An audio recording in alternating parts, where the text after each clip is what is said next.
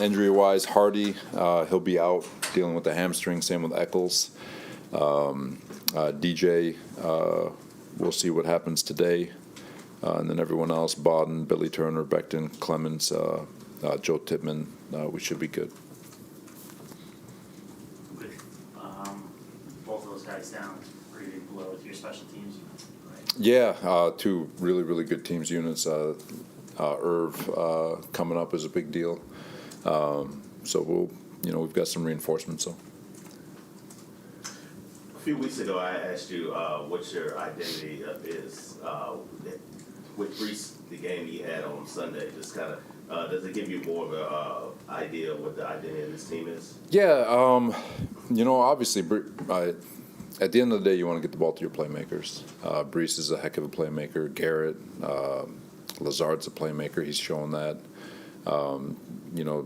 We've got some good a lot of good players on that offensive side of the ball. Tight ends, I think Conklin's doing a really nice job. And so yeah, you'd love to say it's ground and pound and all that good stuff, but I think every week is different and what your identity is going to be. And I do think we're capable of kind of morphing into whatever the week presents to us. But I think what we're showing is that we could, versus Kansas City, move the ball through the air, and versus Denver, move the ball on the ground. And if we can show that consistency to do both, it gives you the ability to avoid being one-dimensional. Robert, I know you popped up on the injury report yesterday, but Jalen Carter does play. What have you seen from him on tape this season? You could argue that he should have been the number one pick in the draft. Just a ridiculously talented young man. Not going to get into why he fell to where he did. Kudos to Philadelphia and taking him, but he's a stud. He's violent. He's fast. He's quick. He's smart. But he's a heck of a football player. I don't think there's anyone, at least speaking in this building, that didn't watch his tape and say he was the number one defensive player on the board. He's a uber talented young man. Robert, everybody knows how well these guys are and accomplished they are. When you look at this game, what would you, if you had to pick two or three paths to victory, without obviously giving up any trade secrets, so to speak, what would you say are some of the most important things today? Well, they've got playmakers all over the place. Just their offense. It's as talented a group as I've seen in a long time. Their offensive line, especially. A lot of respect for Jeff Stoutland and the way he coaches that group. They're incredibly smart. They're violent, and they're so tied to one. I think it's like 6 years now where it's been the same five. Then after dealing with that group, you've got Goddard and A.J. Brown and Slim Reaper. So again, uber talented group. And then you got to deal with the quarterback, who I've said many times. The young man's a tank.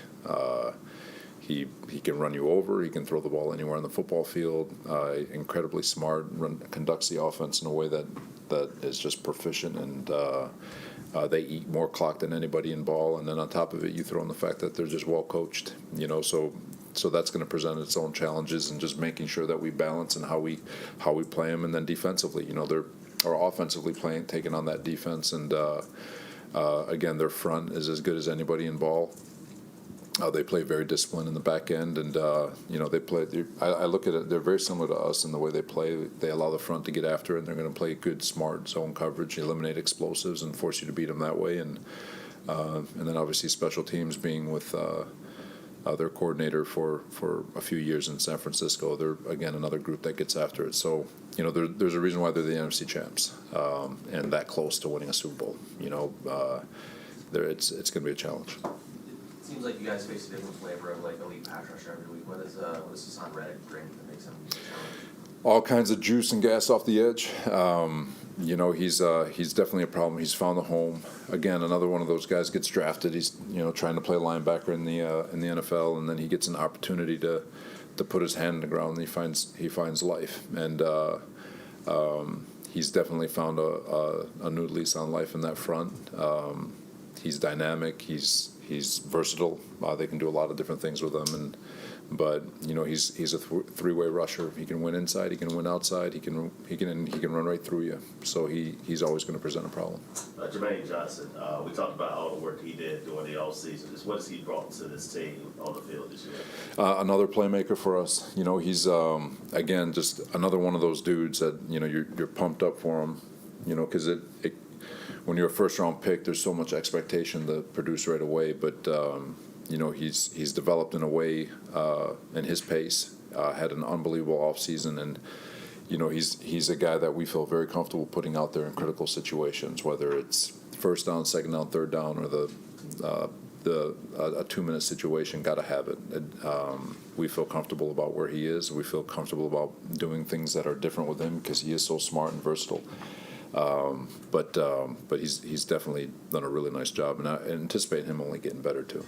Robert, you had the two safeties in the last 2 weeks. Kansas City felt like that was a big point of the game.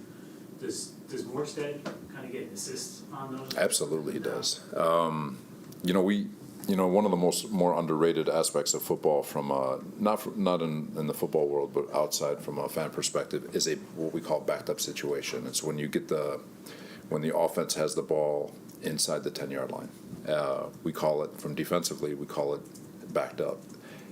We treat it like a possible turnover, because if you make them punt from there, or you get a safety.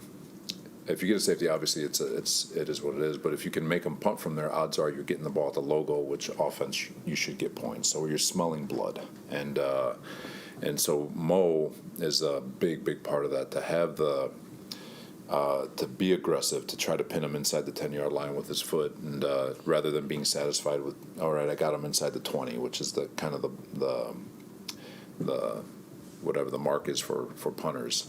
He's aggressive and wanting to get it inside the 10, and when he does, we feel as a defense that we're pretty good in the sense that we can keep him inside the 10-yard line, and if we do, those are points. Robert, what are you most pleased with Zach the last 2 games? Obviously, he's made a lot of strides. You can see it, minus a few issues last week. But what are the couple of things that stand out to you that are just different? Mistakes are always going to happen. It happens to the best of them. Against Kansas City, we forced Mahomes into a fumbled snap, a couple of 3 turnovers possibly at the end of the game there. But, so mistakes will happen. It's your ability to rebound and be resilient, to have faith in yourself and faith in your teammates, and to continue to find ways to get better as the game goes on. I think last week was a great example of that. First half wasn't as clean as anybody wanted. We didn't convert a third down. We had a sloppy 2-minute drive at the end of the half. Go to the locker room, regroup, and we came out and we were much better on third down. I think we were 3 of 6.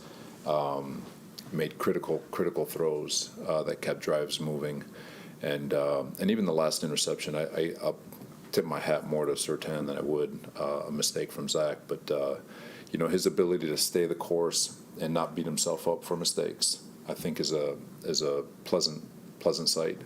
Not letting things snowball into a negative game, taking the coaching points and finding ways to get better as the game progresses. I think that's been really good. Where do you see his confidence? Just as a quick follow on Zach. I mean, there were times when we've seen him when he's been afraid to make a mistake, and it seems that there's less of that going on now. Where do you see his confidence level? How has that grown? No, for sure. I think it's grown a lot. I go back to practice and just the throws he makes, and the things that aren't happening that happened a year ago, or the things that are happening that weren't happening a year ago for him. And, like I said, it's never going to be a clean game. I don't care who the quarterback is. Could be the greatest of all time or whatever. It's never going to be perfect. But your ability to bounce back and have faith in your ability to play the game, I think that's the part of this game that's gotten so much better. Like yesterday, Nate was talking about how one of the biggest reasons why he's been more accurate in like the short part of the field is footwork. Yeah. A lot of work. Like, can you talk a little about like the work you guys have put into fix? I know it was a big topic last year when you were doing the reset thing. Like, what has it been like seeing him make progress specifically there? No, and credit to Downing and Calabrese and obviously Hack. They've done such a good job attacking the footwork aspect of it, and there's no right way. Everyone's got a style to them, but I think he feels more freedom in his style of footwork, because at the end of the, like, if you watch Aaron, his footwork is different than the next. Like it's just not cookie cutter. And we always talk about, football's a piece of cake. You get the call, you get your alignment, you get your eyes where they need to be, and then you execute in the style that you know how. And from a defensive standpoint, I'll try to equate it to like a linebacker. Some guys are button press with physicality. Some guys are slip and rip because they're a little bit smaller. But at the end of the day, the objective of beating a block is to get off a block, finish it down unblocked. For the quarterback, you always talk about timing and rhythm. So there's a footwork that's involved in it, but everyone's footwork is a little bit different to reach the same timing and rhythm. And it's something that I think he's embraced and learned, and I think the fact that he's not really thinking about his footwork and he's just executing within timing and rhythm is leading to better footwork, which leads to better eye placement, and which has led to a lot better accuracy.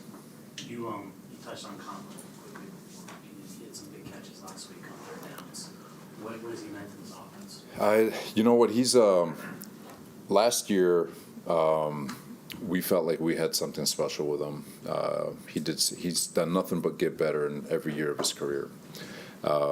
He got worn down a little bit last year, I felt like, and we felt like in this offseason, we really got to do a better job protecting him from him.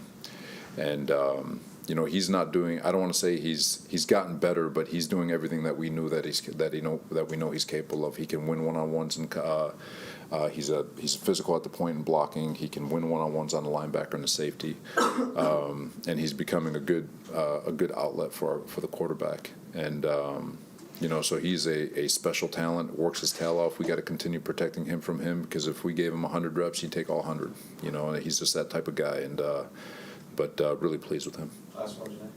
Tell us about this week's team. Heck yeah. This week, we're recognizing Jermaine Johnson from Montclair High School. They just recently beat a team that they haven't beaten in 5 years, 42-27. They're 5-2 on the season. He graduated from, Coach Johnson graduated from Montclair State University and was a DB back then. Good luck the rest of the way. Thanks, everyone. All right, guys. Thank you.